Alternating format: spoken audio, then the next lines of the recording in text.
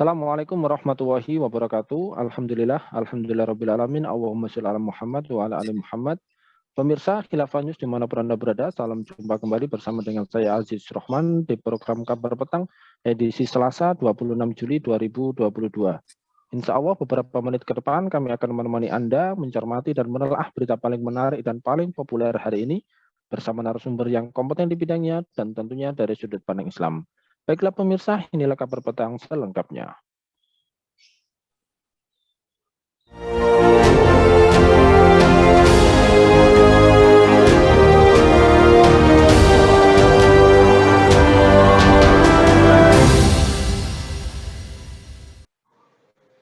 Pemirsa, Menteri Koordinator Bidang Kemaritiman dan Investasi Luhut Binsar Panjaitan mengatakan bahwa Arab Saudi tidak ingin kehilangan Indonesia sebagai mitra dan ingin berinvestasi lebih banyak di tanah air. Luhut di Banjarmasin pada Jumat yang lalu mengatakan bahwa putra mahkota Arab Saudi, Mohammed bin Salman, menyampaikan bahwa Arab Saudi mau berinvestasi besar-besaran di Indonesia. Pernyataan tersebut disampaikan oleh Menko Marves saat kunjungannya ke Arab Saudi 2 bulan yang lalu. Luhut sendiri telah bertemu dengan putra mahkota Arab Saudi tersebut 2 kali di dalam 4 bulan terakhir. Menko Marves menyebutkan bahwa Arab Saudi ingin berinvestasi di berbagai sektor yang sedang dikembangkan oleh Indonesia. Akan bikin apa saja saya masuk, pokoknya saya mau masuk di ibu kota. Saya masuk di mangrove, saya masuk di high-tech, saya masuk di data center, dan seterusnya. Kata Luhut menirukan ucapan Mohammed bin Salman. Nah pemirsa, apakah investasi asing ini berkontribusi positif bagi pembangunan Indonesia?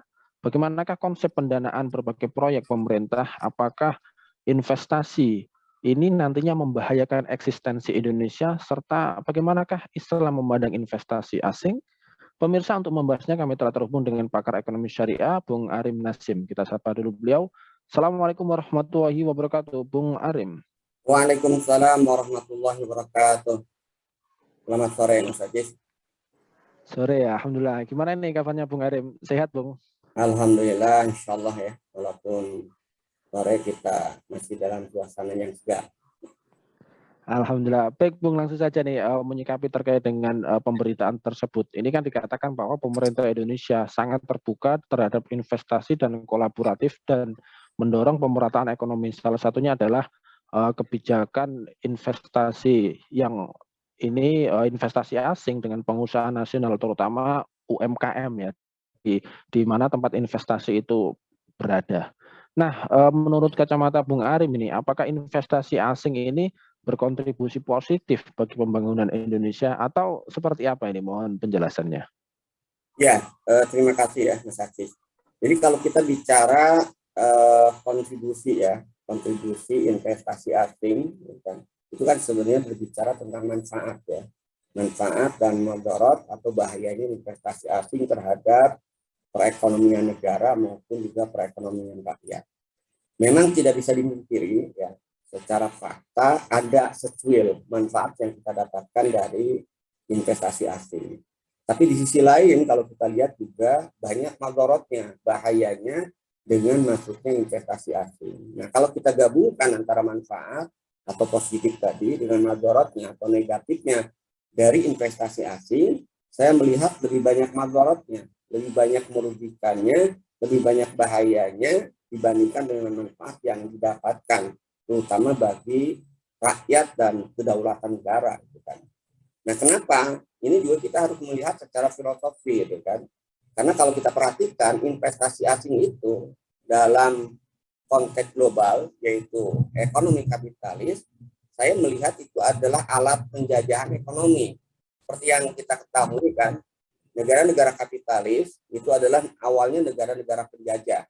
Ketika mereka memberikan kemerdekaan secara fisik, mereka tidak ingin kan penjajahan dalam bentuk lain, yaitu mengeksploitasi ekonomi, itu mereka lepaskan. Maka mereka rubah strategi penjajahannya dari strategi penjajahan secara fisik itu menjadi strategi penjajahan secara tidak langsung. Melalui apa?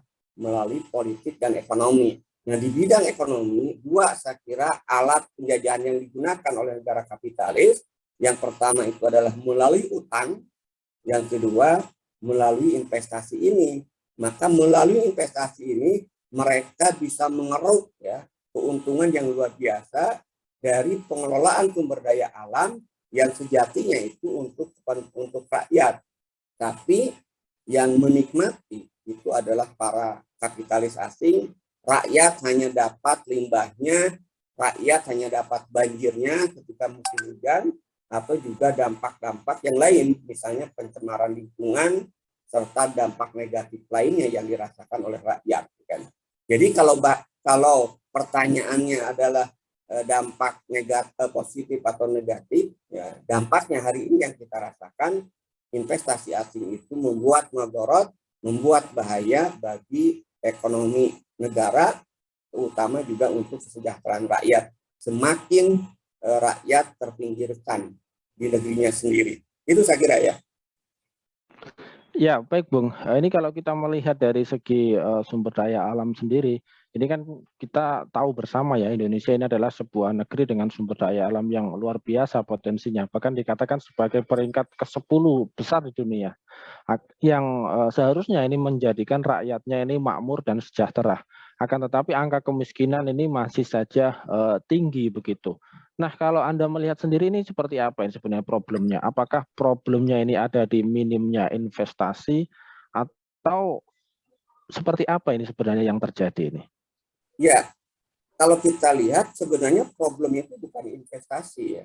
Problem yang menyebabkan tingginya kemiskinan, angka kemiskinan, yang kalau data yang saya dapatkan itu di atas 100 juta lebih rakyat Indonesia masih berada dalam garis kemiskinan, ya, di bawah garis kemiskinan maksudnya. Kalau yang menurut data statistik itu kurang lebih 30 juta dengan standar yang sangat minimalis, itu saya kira angka yang sangat tinggi. Itu bukan karena minimnya investasi, justru tadi saya katakan, karena masuknya investasi asing, bahkan sekarang itu hampir semua sektor ya, tidak ada lagi yang dilindungi ya, itu kemudian masuk investasi asing. Dan saya katakan tadi, ketika investasi asing itu masuk, maka itu dijadikan alat penjajahan ekonomi, mengeksplorasi dan mengeksploitasi sumber daya alam milik umum, milik rakyat, sehingga apa? Para kapitalis yang menikmati hasilnya, rakyat yang mendapat kesengsaraannya.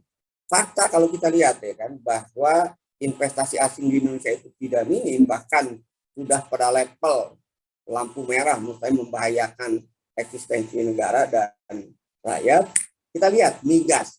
Migas itu sejak ada Undang-Undang Migas 2001, di mana swasta, baik lokal maupun asing bisa masuk, itu hampir 40% investasi asing itu menguasai ya sumber eksplorasi minyak. Gitu kan.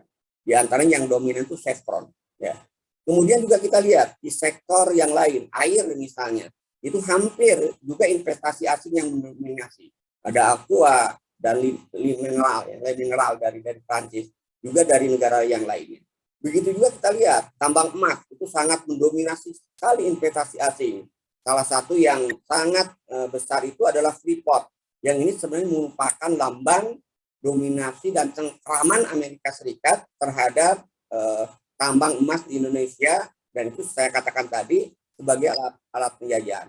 Ada juga Newmont, termasuk juga yang kemarin kita perhatikan yang sempat membuat heboh dan anomali ekonomi itu kan terkait dengan perkebunan. Kalau kita lihat sekarang, kita lihat yang perkebunan yang menghasilkan minyak sawit ya, itu kan hampir 50% ya, kebun itu dikuasai oleh swasta, investasi asing, baik lokal investasi, maksudnya baik lokal maupun swasta. Apa yang kemudian didapatkan dari situ? Rakyat harus membayar mahal ya untuk mendapatkan minyak goreng. Padahal kalau kita lihat, Indonesia itu negara penghasil minyak CPO terbesar di dunia itu kan, melimpah ya. Tapi ternyata apa? Karena dikuasai oleh investasi asing atau swasta, di mana kepemilikan negara sangat minim, hanya 6%, maka tadi ya kita harus merasakan dampaknya ya. Para kapitalis lah yang menikmati CPO tadi, sawit tadi, rakyat harus membeli dengan harga yang mahal. Dan ironisnya kita lihat, di saat kemudian harga minyak mahal, kan, CPO level dunia juga mahal, kan, ternyata kemudian rakyat dan pemilik perkebunan sawit itu harus mengalami kerugian. Kenapa? Karena ya tadi bahan CPO-nya, tandan sawitnya itu dibeli dengan harga yang sangat murah. Kenapa? Karena tadi penguasa pabrik-pabrik minyak sawit itu, pengolahan minyak sawit itu adalah para kapitalis ya, swasta maupun asing. Inilah dampak yang sangat nyata saya kira terkait dengan negatifnya investasi asing. Jadi masalahnya itu bukan masalah minimnya investasi asing, justru malah adanya investasi asing menciptakan kesenjangan yang luar biasa, sehingga sumber-sumber daya alam yang seharusnya kemudian dinikmati oleh rakyat tapi dikuasai dan dimonopoli oleh para kapitalis asing tadi. Bahkan yang sekarang sangat memprihatinkan, itu sudah tidak ada lagi perlindungan terhadap ekonomi negara, kedaulatan negara. Hampir semua sektor itu sudah diperbolehkan masuk investasi asing. Di antaranya apa? Bandara dan juga jalan tol. Makanya kalau kita lihat sekarang, layanan bandara semakin mahal, itu kan, layanan jalan tol juga semakin mahal. Lagi-lagi yang diuntungkan itu adalah para kapitalis, sementara masyarakat harus membayar untuk mendapatkan layanan itu dengan mahal. Tidak lupa juga kita lihat di sektor listrik juga sama itu kan, listrik PLN juga masuk juga investasi lokal maupun asing, dan ternyata juga mahal ya. Tapi ironisnya juga perusahaannya selalu rugi. Kan. Ini kita lihat ya kan. Jadi sekali lagi kalau bicara tentang kemiskinan, problemnya itu bukan minimnya investasi.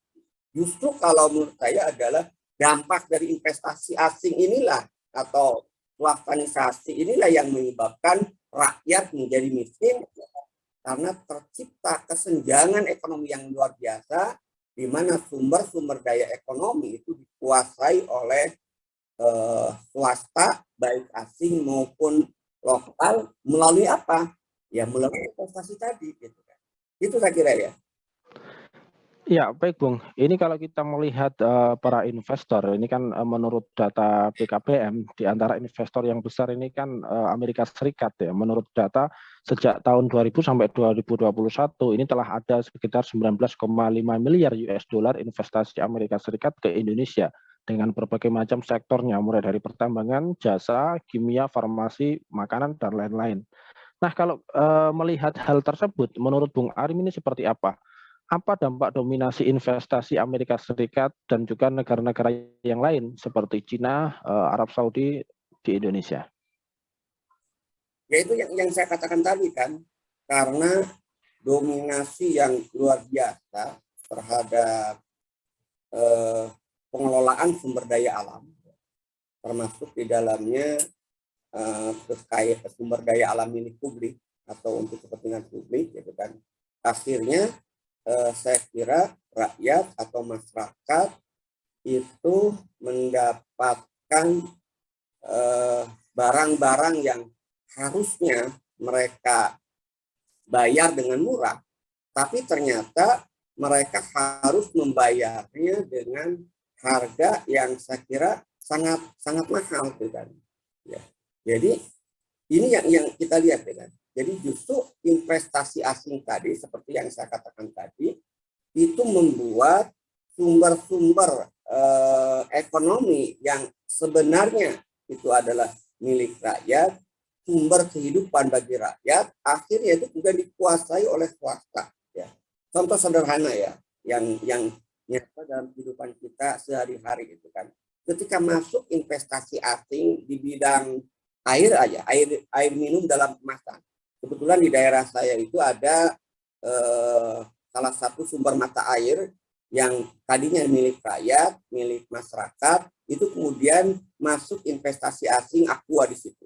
Apa dampaknya? Akhirnya apa? Masyarakat kesulitan untuk mendapatkan air itu, gitu kan.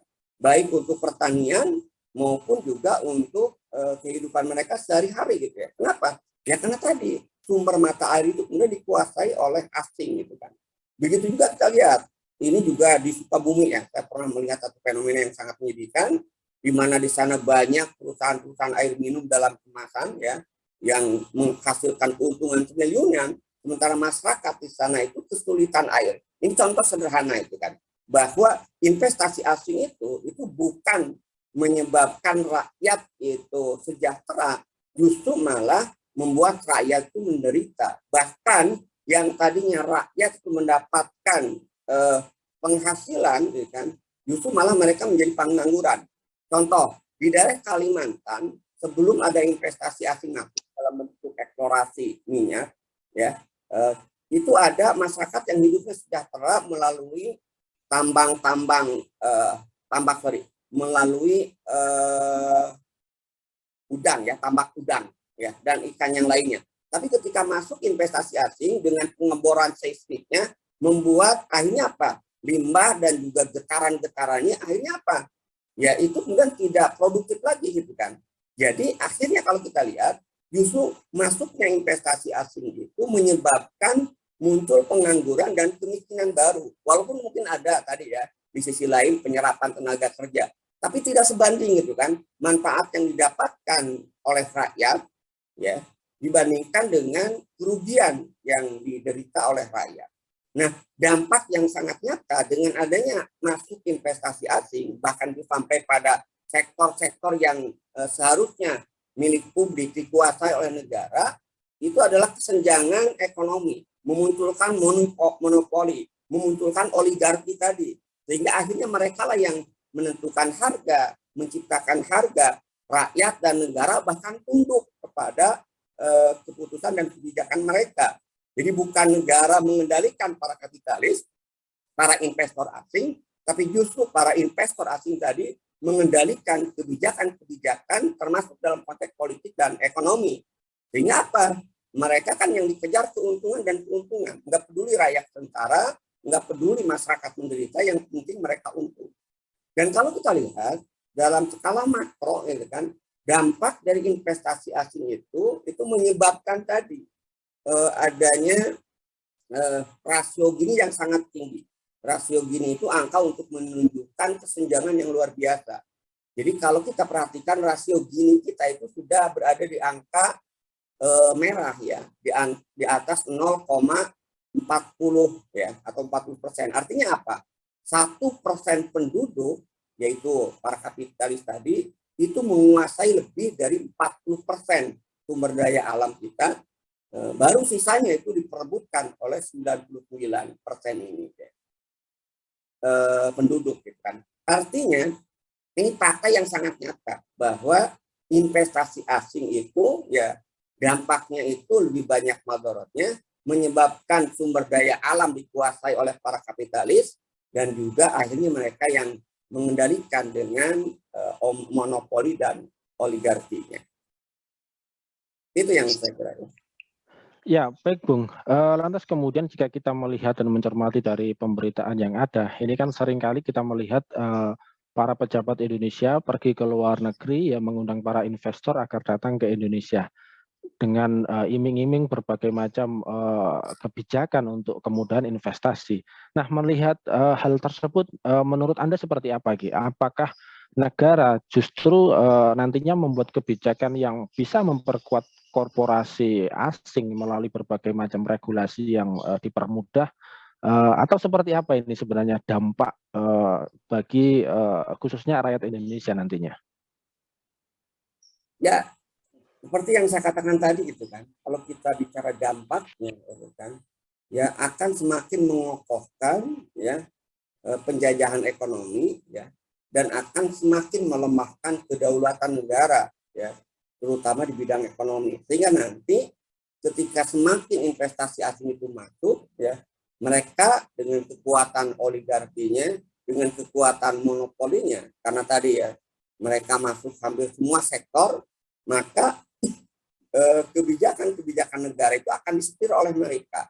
Penentuan harga migas, penentuan harga listrik, penentuan harga tarif tol, penentuan pelayanan publik lainnya, bahkan termasuk juga di bidang pendidikan dan kesehatan, karena ini juga sudah boleh masuk investasi asing, itu nanti pada akhirnya, ya, itu mereka yang akan menentukan. Dan kalau para kapitalis, oligarki ini yang menentukan, maka jelas paradigma mereka itu adalah mencari untung, bukan dalam rangka riaya, bukan dalam rangka mengurus rakyat, tapi semua mereka lakukan motif dasarnya itu adalah bisnis, motif dasarnya itu adalah untuk mendapatkan keuntungan. Itu yang saya kira dampak yang akan dirasakan ya, semakin kita terjebak atau masuk ke dalam jurang penjajahan ekonomi yang semakin parah. Ini yang kita saksikan hari ini gitu kan. Trennya itu ya kita semakin sulit ya, harga-harga semakin naik, inflasi kemudian semakin tinggi, ya salah satunya tadi karena monopoli ya berbagai sumber-sumber daya alam yang harusnya kemudian dimiliki dan dikelola oleh negara, tapi itu kemudian dimiliki dan dikelola oleh swasta, baik lokal maupun asing.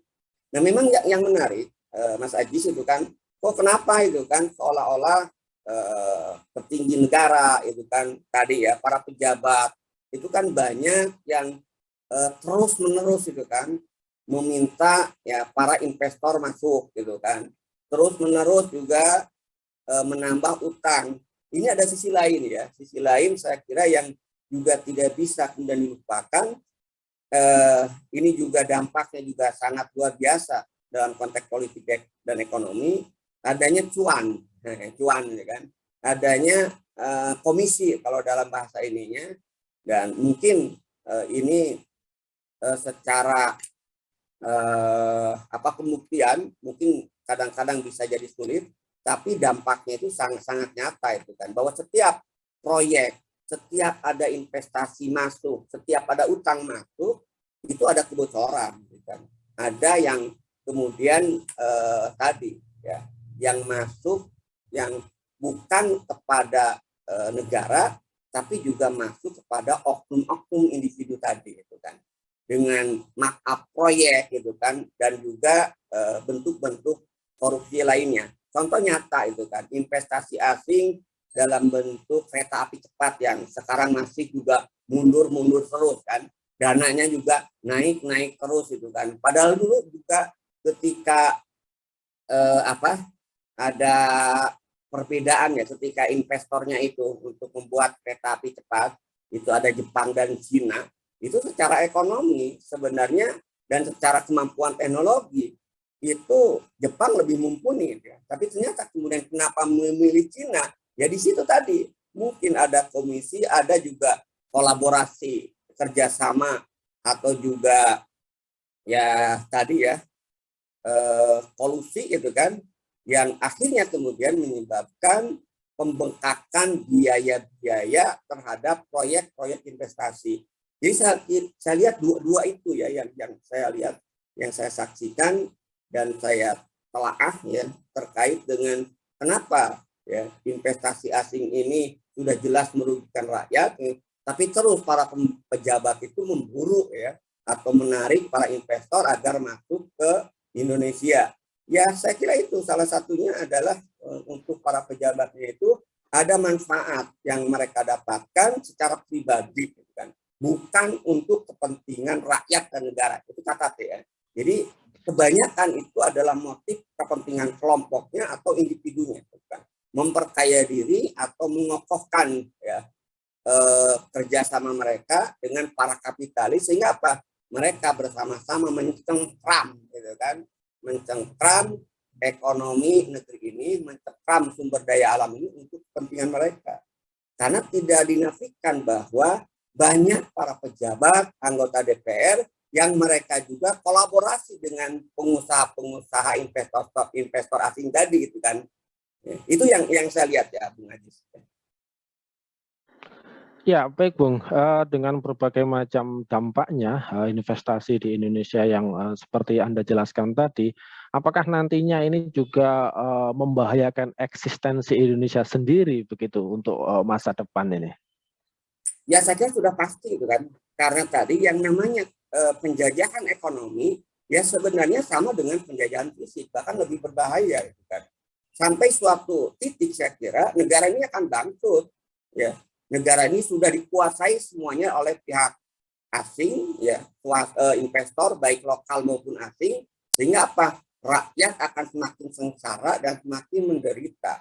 Kebangkrutan Sri Lanka menurut saya itu harus menjadi pelajaran kan. Itu juga dampak dari utang dan dampak juga dari investasi asing yang masuk di situ gitu kan.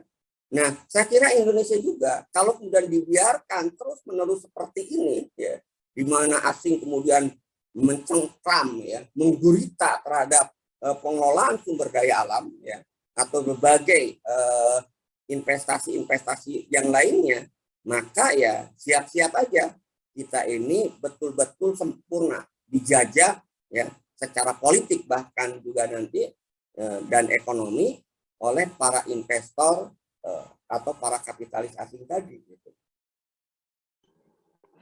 Ya, baik, terakhir Bung Arim, ini kalau kita melihat fakta investasi yang sedemikian rupa, ini bisa juga ini dijelaskan bagaimanakah Islam memandang investasi asing ya, terutama di dalam kondisi saat ini.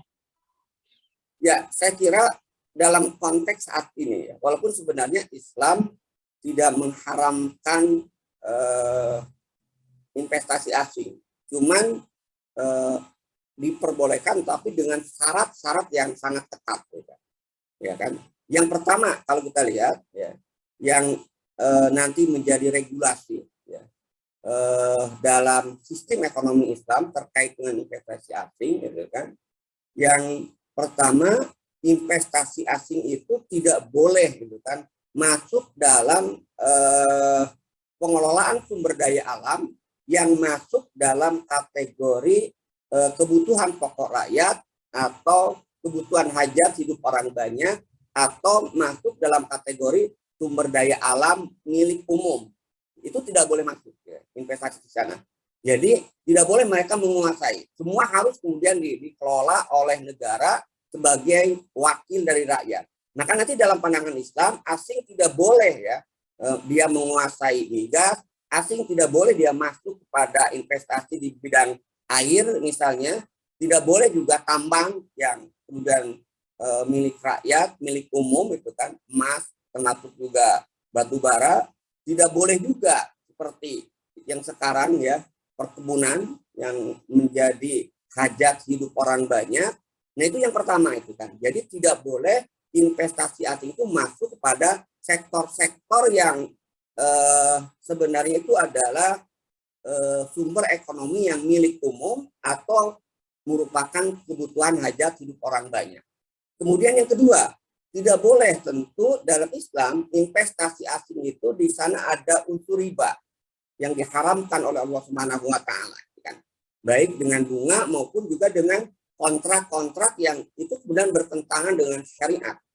Dan yang ketiga, kalau kita lihat, ya, dalam Islam investasi asing itu tidak boleh menjadi sarana wasilah untuk terciptanya penjajahan ekonomi, terciptanya monopoli ekonomi. Nah, itu kemudian tidak boleh. Dan tiga syarat ini saya kira itu justru semuanya dilanggar dalam konteks rambu-rambu investasi hari ini. Karena itu dalam pandangan Islam, investasi asing hari ini itu statusnya haram, gitu kan. Kenapa? Karena tadi itu melanggar tiga norma, tiga aturan menurut sistem ekonomi Islam. Pertama, sekarang kebanyakan investasi asing masuk pada sektor-sektor publik atau masuk dalam pengelolaan sumber daya alam yang seharusnya itu adalah milik umum yang wajib dikelola oleh negara untuk kesejahteraan rakyat. Yang kedua, investasi asing masuk itu dengan riba, ya, dengan riba atau dengan akad-akad yang tidak sesuai dengan syariat. Ini yang kemudian juga diharamkan. Dan yang ketiga, investasi asing saat ini faktanya menjadi alat penjajahan ekonomi, menjadi sarana untuk mengeksploitasi sumber daya alam oleh segelintir para kapitalis, sehingga menciptakan monopoli dan oligarki, ya, terhadap sumber-sumber ekonomi rakyat, sehingga apa? Sehingga dengan seenaknya nanti mereka menentukan harga sebagai bentuk layanan atau bisnis, ya, dalam pelayanan terhadap rakyat seperti listrik, kemudian kesehatan maupun pendidikan yang itu merupakan hak rakyat dan kewajiban negara, itu harus kita bayar dengan harga yang sangat mahal. Nah, itu yang pertama itu kan, rambu-rambu investasi dalam sistem ekonomi Islam melarang dengan tiga kategori tadi, dan hari ini itu saya kira semuanya itu terjadi. Artinya investasi asing hari ini dalam pandangan Islam masuk dalam kategori yang diharamkan. Kemudian yang kedua, kalau begitu, bagaimana Islam mengolah ya sumber daya alam tanpa melibatkan investasi asing. Di sinilah nanti akan kembali secara makro ya bicara tentang kebijakan fiskal, kebijakan APBN dalam sistem ekonomi Islam. Di dalam sistem ekonomi Islam, proyek-proyek investasi yang saya sebutkan tadi, terutama yang menguasai hajat hidup orang banyak, itu harus dikelola oleh negara. Dan saya kira faktanya sebenarnya bukan tidak ada dana, gitu kan. Tapi yang tidak ada itu adalah tadi keberpihakan terhadap rakyat. Jadi saya katakan tadi, kenapa investasi asing terus masuk? Karena filosofi para pejabatnya adalah liberal. Filosofinya itu adalah menyerahkan pengelolaan sumber daya alam itu kepada swasta. Bukan tidak ada dana, bukan tidak ada kemampuan teknologi. Jadi lagi-lagi problemnya itu adalah paradigma pengelolaan sumber daya alam. Dan kalau menggunakan paradigma Islam dengan kriteria tadi, saya kira insya Allah sumber daya alam itu akan dinikmati oleh rakyat. Kenapa? Karena menjadi salah satu sumber pemasukan negara yang nanti akan dikembalikan lagi kepada rakyat. Itu barangkali ya kalau saya perhatikan dalam perspektif Islam dalam masalah investasi asing ini. Itu Mas Adi.